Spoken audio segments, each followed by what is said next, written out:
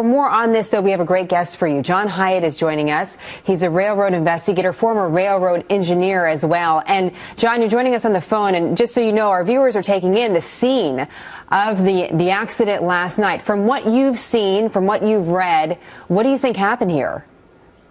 Well, obviously, anything would be speculation at this point. The NTSB will sort through that. But, you know, in an instance like this, it seems to me that it's almost always going to boil down to maintenance and whether something was properly maintained and whether the track was in proper order. You know, these things are important. And that corridor, as you mentioned, is a very heavily traveled corridor. And as I said earlier, you have legislators that are saying, well, they're going to try to pass laws to take the money from that corridor that they're making and put it back into that corridor.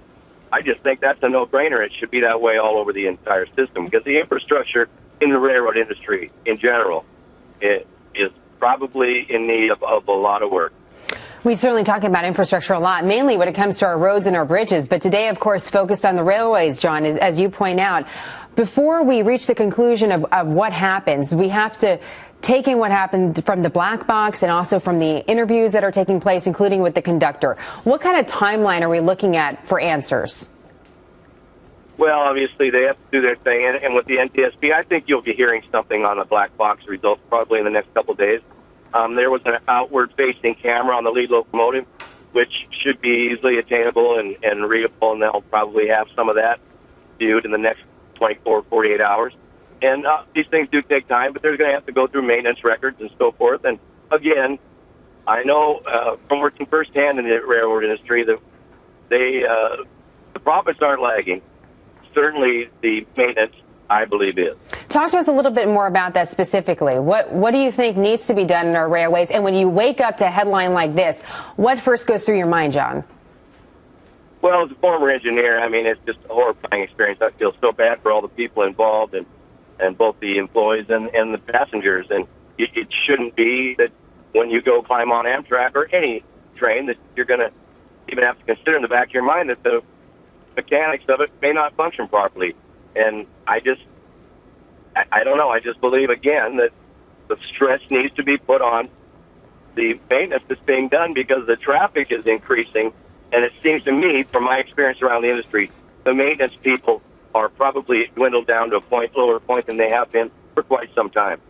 There have been a lot of speculation again over the last several hours about the tracks here, and for an appropriate reason. When you look at statistics from the Federal Railroad Administration, human error and track defects are responsible for the bulk of the accidents that happen on our train tracks every year, John. What about something else entirely, though?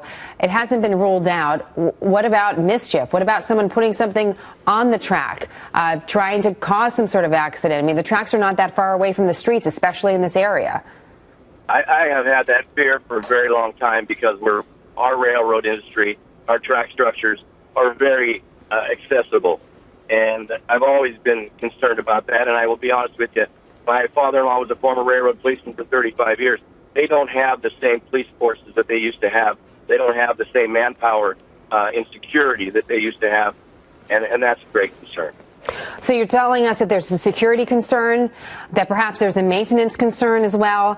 And again, as we quoted at the beginning of the show, passengers on these trains are up. I just want to point out to our viewers, back in the beginning of March, Congress did do this reauthorization bill, $7 billion of taxpayer money for Amtrak over the next several years is supposed to get invested in this particular area.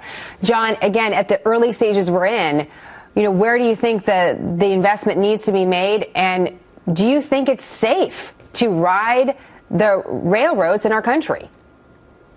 Well, I'm sure statistically it's safe compared to auto travel or whatever it may be. But, I'll just tell you, just for an example, the positive train control that the railroads, that the public has been trying to get the railroads to put in place, which I believe they do have in some quarters, is been postponed and put off, and this is our lawmakers that are letting them do this.